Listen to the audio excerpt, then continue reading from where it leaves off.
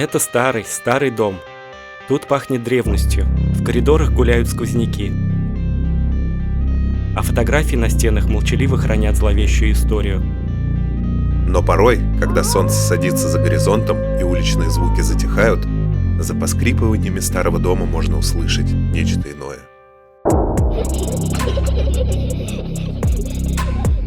Этот дом стал свидетелем множества жутких событий.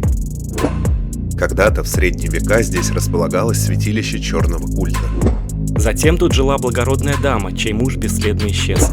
Но никто не связал его исчезновение с темными спиритическими сеансами, которые она проводила. Спустя годы здесь открылся девичий пансион, но ни одну из воспитанниц больше никто не видел. Да, этот дом знал много тайн и долгое время простоял заброшенным. Вплоть до того момента, когда его практически за бесценок приобрел один джентльмен, решивший сделать из этого места завидное поместье. Однако ему и в голову не пришло, почему никто до него не откликнулся на объявление о продаже дома.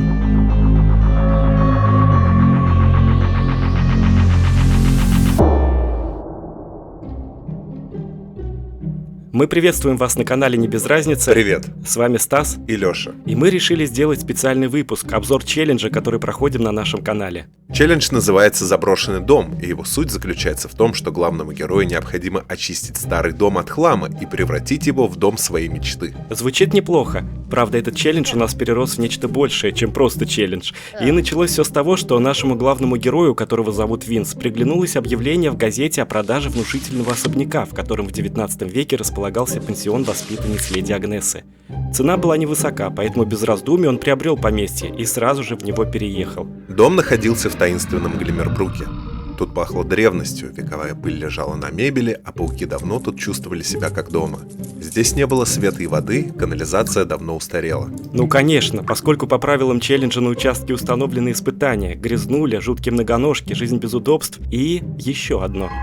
Жуткий дом с призраками. Разумеется, у дома богатая история, поэтому призраки прошлого слоняются тут по комнатам. И во всем этом кошмаре Винсу предстояло разбираться, а в бюджете у него было всего лишь 3000 симиллионов. Но каждое такое испытание можно убрать при выполнении определенных условий. Например, для того, чтобы подключить дом ко всем коммунальным услугам, нужно достичь 10 уровня в навыке механики. Тогда в доме появится вода и канализация. И 10 уровня в навыке робототехники. В этом случае в дом можно провести электричество. А вот расчистка дома от хлама и его реконструкция требует не только моральных сил, но и финансовых вложений. Чтобы провести ремонт внешних стен, фасада, фундамента, нужно достичь 5 уровня в навыке садоводства и заплатить 5000 симиллионов за отделку всех внешних стен одного этажа. Реконструкция стен внутри дома возможна лишь при 5 уровне механики и тоже требует 5000 симиллионов за один этаж. А чтобы избавиться от призраков, которые не хотят уходить просто так, Винсу нужно было достичь 5 уровня в навыке ясновидения, завести дружеские отношения с магистрами магии, отправиться в Сальвадораду, отыскать храмы в его нижних залах, найти специальную реликвию для ритуала, а затем в конечном итоге провести вместе с магистрами магии спиритический сеанс и навсегда изгнать призраков из дома. Полный перечень правил челленджа находится в описании к этому видео. И вот так, расчищая завалы, Винс постепенно погружался в историю старинного поместья и уже начинал жалеть, что ввязался в эту авантюру. Разбирая старые вещи, он находил разные части дневника одной из воспитанниц девичьего пансиона, в котором хозяйка заведения леди Агнеса воспитывала из сирот будущих гувернанток. Звали девочку Элизой. Жила она в пансионе в викторианскую эпоху в конце 19 века. Дневники были пропитаны мрачной атмосферой, которая с каждой частью становилась все ужасающей. С каждым разом Винсу открывали жуткие подробности событий, которые тут происходили. Леди Агнеса была строга к своим воспитанницам и за малейшую провинность отправляла их в комнату наказаний, что находилась на чердаке. И там, в одной из башен, они погружались в раздумья над своим поведением. Вчера мы с Евой решились на отчаянный шаг. Я не могла больше выносить чувство безысходности, поэтому после занятий, когда леди Агнеса удалилась в свои покои, а у нас выдалось свободное время, мы отправились на чердак. Пахло там скверно, стариной и пылью, а посреди комнаты мы обнаружили старинный круг. Даже скорее пентаграмму, нарисованную на половицах.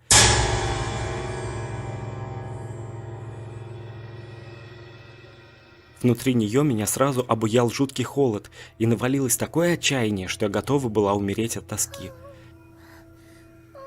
Пока мы осматривали замысловатые рисунки и удивительные свечи, то и не заметили, как сумерки плотным покрывалом укрыли округу.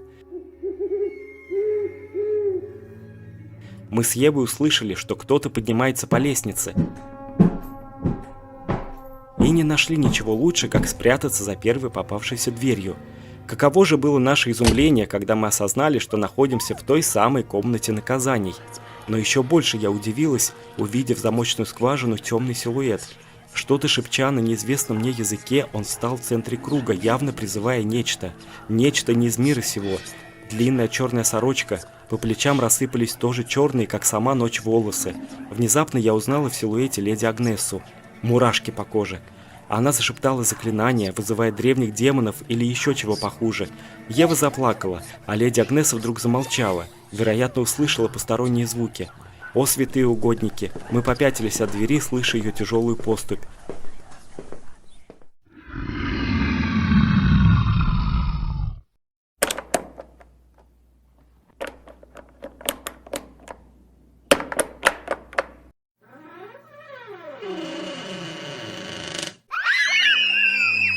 Из дневников Винс узнал, что леди Агнеса была чудовищем и питалась жизнями воспитанниц, чтобы поддерживать свое кошмарное существование. И кажется, она до сих пор обитала в этом доме, а теперь, с появлением в нем нового хозяина, пыталась добраться до Винса. Последняя часть дневника повествовала о том, что из всех воспитанниц в живых осталась лишь Элиза, которая сумела сбежать из пансиона. Как сложилась ее судьба, Винсу предстояло узнать чуть позже. Однажды в окрестностях Винс познакомился с интересной особой, которой тоже предстояло сыграть важную роль в этой истории. И она попросилась погостить в огромном доме Винса вместе со своими друзьями, но, как впоследствии оказалось, это тоже было не просто так. И вот так внезапно к Винсу нагрянули незваные гости. Ему как раз была нужна помощь в расчистке и обустройстве особняка. Оказалось, что одна его гостья, Анжела, вместе со своим другом занималась съемкой документальных фильмов о потустороннем. Они часто посещали места с паранормальной активностью и показывали своим зрителям, что потустороннее действительно существует. Именно поэтому им приглянулся дом Винса, который хранил многие неразгаданные тайны. Документальные фильмы о сверхъестественном были для Анжелы лишь увлечением. Конечно, такое увлечение было довольно опасным, но она считала, что риск лишь придавал остроты ее авантюрам. Однако этот дом, это мистическое место оказалось последним, что они посетили. В одну из ночей друг Анжелы погиб от рук леди Агнесы, а она сама стала вампиром, чтобы служить своей хозяйке. Добраться до Винса леди Агнеса никак не могла, поскольку он был защищен обитавшими в доме духами Гидры и Темперанции, которые тоже однажды стали ее жертвами. Оказалось, что в 19 веке леди Темперанция участвовала в спиритических сеансах, проводимых леди Агнесой. Но она и не догадывалась, что была лишь пешкой в руках леди Агнесы, которая на одном из таких ритуалов открыла врата в мир темных сил и пожертвовала душу Темперанции преисподней. Мудрецы магии, которых Винс пригласил в дом, чтобы избавиться от паранормальной активности, подтвердили, что в этом месте действительно находятся врата в мир темных сил, и тут обитает нечто более зловещее, чем просто призраки старого дома. Постепенно Винсу открывалась история бывшей владелицы особняка, леди Агнессы. Она жила в Глиммербруке в средние века, во времена, когда еще была человеком. Жила Агнеса вместе с дочерью в небольшом доме на окраине Глиммербрука, а по вечерам запиралась в своем подвале, где создавала отвары и зелья. Именно с их помощью урожай на ее земле зрел быстрее обычного, овощи и фрукты были сочными, а скотина в избытке давала молоко и шерсть. Однажды, собирая в лесу травы, Агнеса наткнулась на древнюю пещеру, где обитали Десмодус ротундус, летучие мыши-вампиры. В алхимическом томе говорилось, что они использовались для приготовления особых снадобий, которые даже способны оживить мертвых. Именно это и сделала Агнеса, когда погиб ее муж, вот только вернулся он с того света вовсе не тем, каким был раньше. А когда страшный недуг, пришедший в деревню, забрал у нее дочь, Агнеса поняла, что не сможет смириться с утратой. Она считала, что гибель дочери была ее личным наказанием за то, что однажды она нарушила ход времени и обманула смерть, возвратив усопшего к жизни. Так она попала в черное святилище, находившееся на месте, где в современном мире стоял дом Винса. Там она заключила сделку с самим темным владыкой. Правда, цена была неимоверно высока. Демон вернул ей дочь, но забрал душу и обрек Агнесу на вечное существование. Она не погибла, даже когда Инквизиция схватила ее, обвинив в колдовстве, и сожгла на священном костре. Темные силы возвратили Агнесу к неправильной, искаженной жизни. Долгое время она пряталась в развалинах святилища, питаясь неосторожными путниками и теми, кого приводила в ее логово мертвая дочь. Спустя годы леди Агнеса вышла замуж за предпринимателя, занимавшегося распилом и продажей леса в Глиммербруке. Именно он и построил для своей супруги внушительное поместье, а через какое-то время исчез при невыясненных обстоятельствах. Так леди Агнеса стала выходить в свет одна, и на одном из светских приемов познакомилась с Темперанцией, которая разделяла ее увлечение спиритизмом. Правда, это знакомство продлилось недолго. Через некоторое время леди Агнеса открыла девичий пансион и с помощью жизни воспитанниц продлевала свою чудовищную жизнь. Одной из девочек действительно удалось сбежать. Это была та самая Элиза, чьи дневники находил в своем доме Винс. Наведя справки и отыскав в библиотечных архивах старинные заметки, он обнаружил ее след в Эвергрин-Харбор. Девочка выросла и в начале 20 века вышла замуж за владельца швейной фабрики, которую затем и унаследовала. Но события, произошедшие в пансионе, никогда не покидали ее мысли. Случившееся навсегда отпечаталось во мне, умертвив частичку души. И мне давно следовало вылить свои чувства на бумагу. Кто знает, возможно, через много лет я вернусь в тот страшный дом. А может, это сделают мои потомки. И тогда монстр, живущий в его темных коридорах, будет обречен.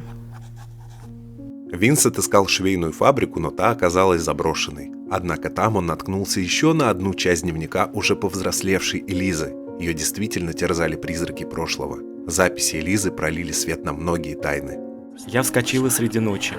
Логан спал, не ведая, что происходит. Ведомые какой-то чужой могучей силой, ноги понесли меня вперед, к швейной фабрике. Тут никого не было. Но нитки, иглы и ткани были разбросаны, словно ждали, когда я приду поздней ночью и займу их работой. Я не осознавала, что делаю. Руки сами схватили за нитки и стали шить. Они выкладывали отрезки ткани в определенном порядке, сгибали края, чертили швы, превращая клочки в рукава, пришивали пуговицы, подшивали подол. И вот платье было готово.